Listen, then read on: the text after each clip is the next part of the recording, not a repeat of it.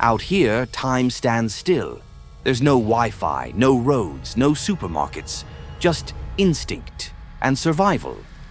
These are the Hadza, Earth's last true hunter-gatherers. For over 50,000 years, they've lived without technology, without clocks, without even a word for tomorrow. No phones, no schedules, just the land and the hunt. Could you survive one day in their world? The day begins with the rising sun, and no 2 days ever look the same. There's no chief, no written laws. No one gives orders and no one takes them. The Hadza live by one rule: share everything or die alone. The hunters split off. The foragers head east. Each step guided not by a GPS, but by memory, instinct, and the stories passed down from fire-lit nights. Out here, survival is a game of patience, a whisper in the dirt, a trail left by a honey-guide bird, a shadow crossing the sun. Every day is a gamble. Some days end with a feast, others with empty hands. But no one eats alone. That's the Hadza way. Meat isn't part of every meal. It's a prize, a hard-earned reward that demands silence, patience, and skill. For the Hadza, hunting is not a hobby, it's survival. And every hunt begins before the sun rises, when the world is still wrapped in darkness and the air is cold and quiet.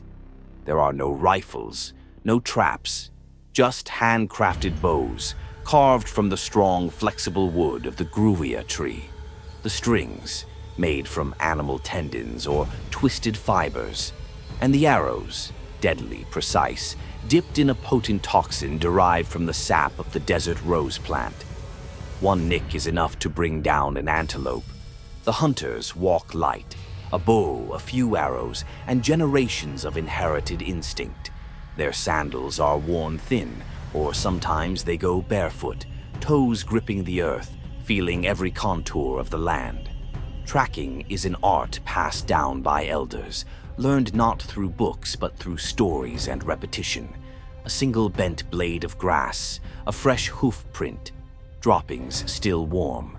The Hadza read the land like a language, each sign a sentence in a story that leads to the prey. Sometimes they track for hours, sometimes for days. They move fast and silent, their bodies trained for endurance. Sweat beads on their brows as they chase, not just stalk. Persistence hunting, a method where they pursue animals until exhaustion takes over, is still practiced. In a world ruled by speed, the Hadza rely on stamina. While most would give up, they keep going. And when the moment finally arrives, when they spot a kudu grazing, unaware, a hunter stops. Breath slow, muscles still. He draws back the bowstring, holds, waits, then release. The arrow flies, cutting through the air in complete silence, guided not just by aim, but by years of practice. If the shot lands and the animal goes down, the celebration is quiet but full of pride. The meat isn't hoarded or sold, it's carried back and divided with care. The oldest members of the camp are offered the richest parts: the liver, the kidneys, the children, the fat, the heart, shared ceremonially. No one eats alone. The hunter doesn't eat first, he eats last. But if the hunt fails, and many do, there's no disappointment, no blame. They return with stories, with laughter, with lessons. A failed hunt is still a connection with the land, still part of the rhythm of their lives. Because in Hadza culture, success isn't personal, it's shared. And survival is not just about strength or luck, it's about community, about knowledge, about harmony with nature, and above all, it's about trying again. Every single day. When the hunt ends and the sun starts its descent, the Hadza return, not to brick homes or concrete walls, but to a world woven from earth and tradition. Their shelters are simple, no metal, no nails, just curved branches bent into domes, covered with layers of dry grass and leaves. Built low to the ground, they blend into the bush, almost invisible to an untrained eye. These homes aren't built to last forever. They're meant to move with the people. Light, functional, impermanent, just like life itself. A fire crackles in the center of camp. It's not just for warmth or cooking. It's the heart of their home.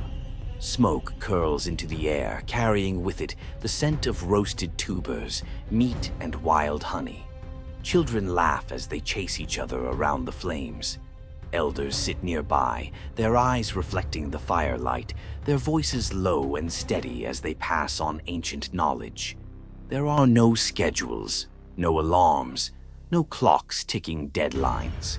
Time flows with the sun and the seasons. Evenings are sacred.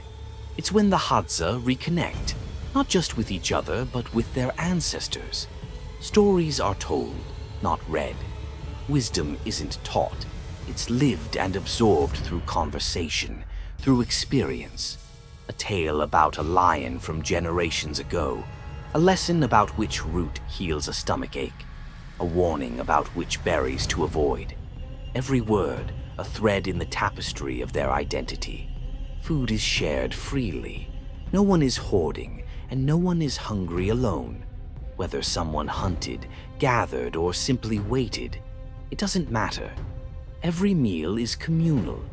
Every bite, a reminder that they are all in this together. And when darkness finally takes the sky, silence falls over the camp. No street lights, no hum of electricity. Just stars, thousands of them, spilling across the heavens, brighter than most of us will ever see. The Hadza don't look at them through apps or telescopes. They know the constellations by heart. The stars tell them when to plant, when to travel, when the rains will come. Children curl up beside their mothers. Dogs lie close to the fires. The only sounds are crickets, the wind through the trees, maybe the distant call of a hyena. There is peace here, not the peace of silence, but the peace of being part of something greater than yourself. A rhythm, a balance. This is how the Hadza live, not in opposition to nature, but as a thread within it. No luxury, no rush, just the fire, the stars, and the stories that carry them into tomorrow. But life as a Hadza isn't just about surviving. It's about thriving in a world where every breath is earned, every moment is intentional, and every day holds meaning.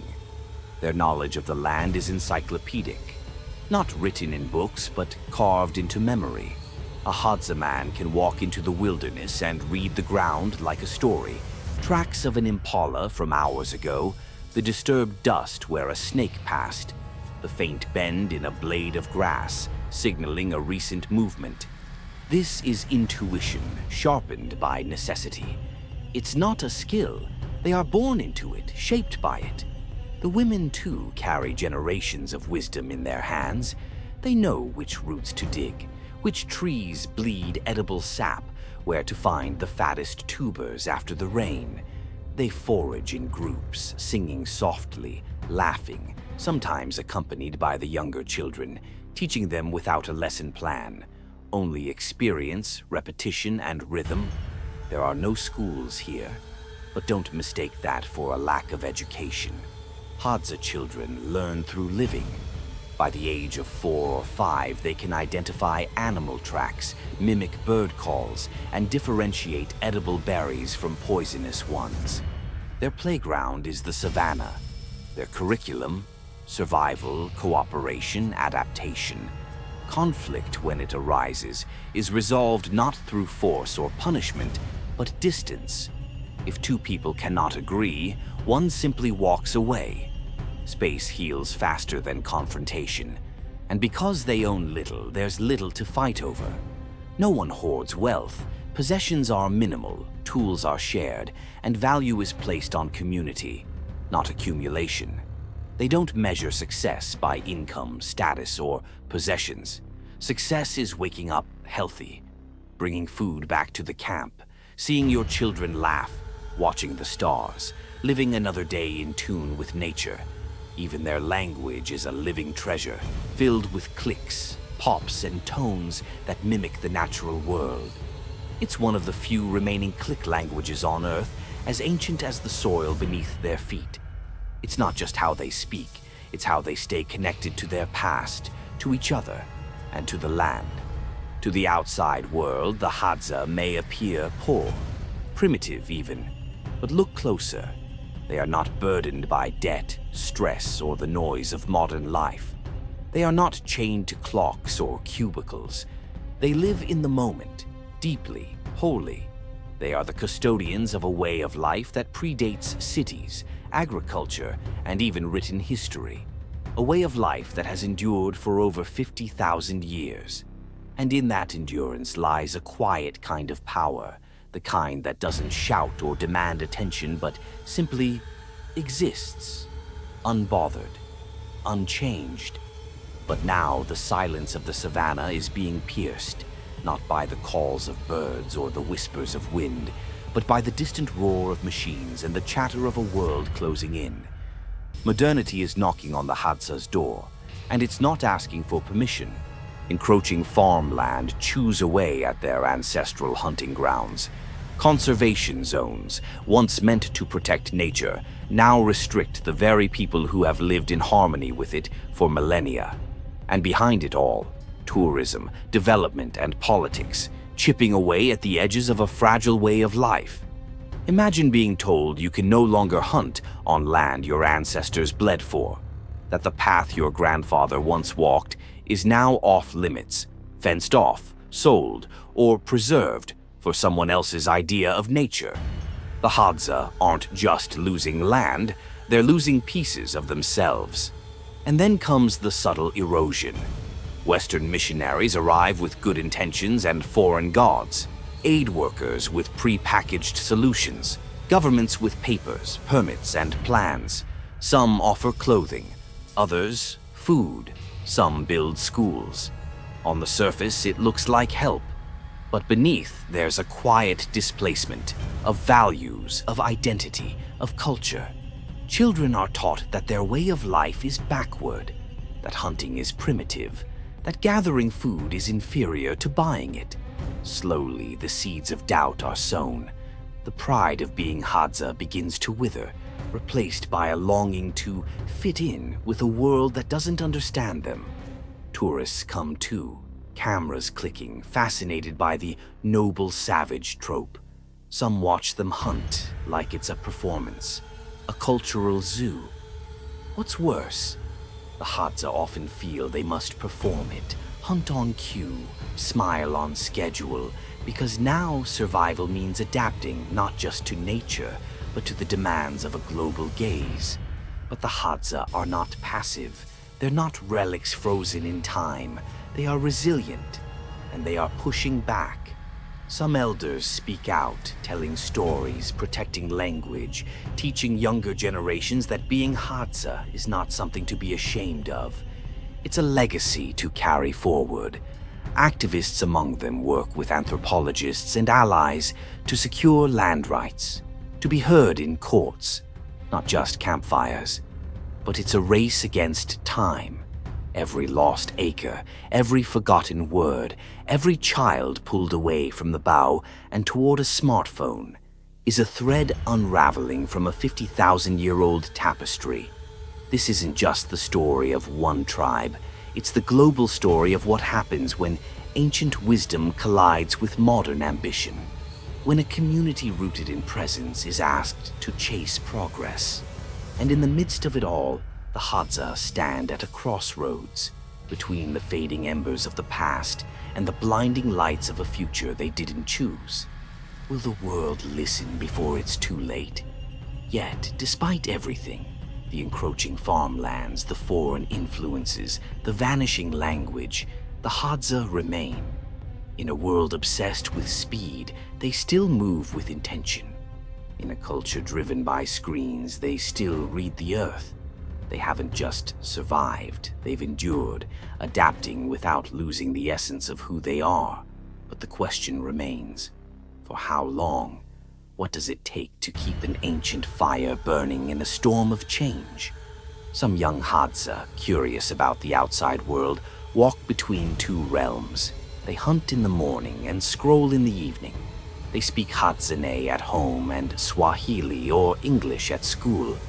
It's a delicate balance, carrying a stone-tipped arrow in one hand and a mobile phone in the other. For some, the tension becomes too much.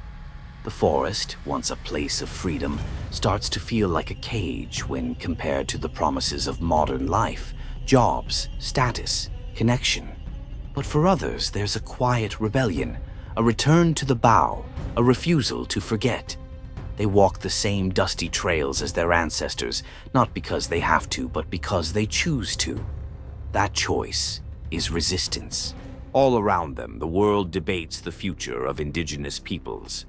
Policies are written in air-conditioned rooms by people who've never walked barefoot across the savannah. Documentaries are made, funds are pledged, words like preservation and integration are thrown around. But the truth is simpler. The Hadza don't need saving. They need space. They need their land, their voice, their dignity. They don't want to become a museum piece or a tourist attraction. They want to live as themselves, in rhythm with the land, in the harmony they've known for 50,000 years. And maybe, just maybe, the modern world has something to learn from them. Because while we chase productivity, they teach presence. While we accumulate, they share. While we build walls, they build fires. And while we look to the stars for answers, they look to the ground, to the tracks, the roots, the stories carved into the earth.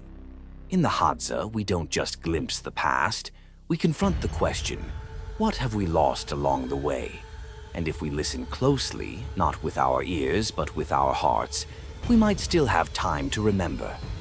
The story of the Hadza isn't just about survival, it's about wisdom. A wisdom etched into every hunt, every footstep, every moment of silence beneath the baobab trees. In their world, time isn't something to conquer, it's something to honor. They don't rush to finish, they wait to understand. When a Hadza elder tells a story, it's not just entertainment, it's a living archive. A memory passed down through cadence and breath, spoken not to impress, but to preserve. Their myths, their songs, their laughter around the fire. They're all pieces of a puzzle the modern world forgot how to solve. They don't write books, but they remember everything. The wind's direction, the mood of the animals, the way the sky looks before the rain. Their knowledge isn't written, it's lived. And it's this living memory that holds secrets we've overlooked, like how to respect a kill, how to take only what you need, how to move through nature without trying to dominate it. In a society obsessed with more, the Hadza remind us of enough. But their greatest strength may be something even deeper: community. There's no word for mine in their language. Possessions are shared, food is distributed equally, and no one goes hungry while others eat. There are no orphans among the Hadza. If a child loses their parents, the community becomes their family. If someone falls sick, others step in, not out of obligation, but instinct. In this fragile web of relationships, they've built a resilience that outlasts empires. They've watched kingdoms rise and fall, watched maps change and languages disappear, and through it all, they remained. Not by fighting against time, but by flowing with it. So, when we look at the Hadza, we aren't just looking back, we're looking inward. Because hidden within their simple way of life lies a profound truth. We are not separate from nature. We are part of it. And the moment we forget that, we begin to lose ourselves.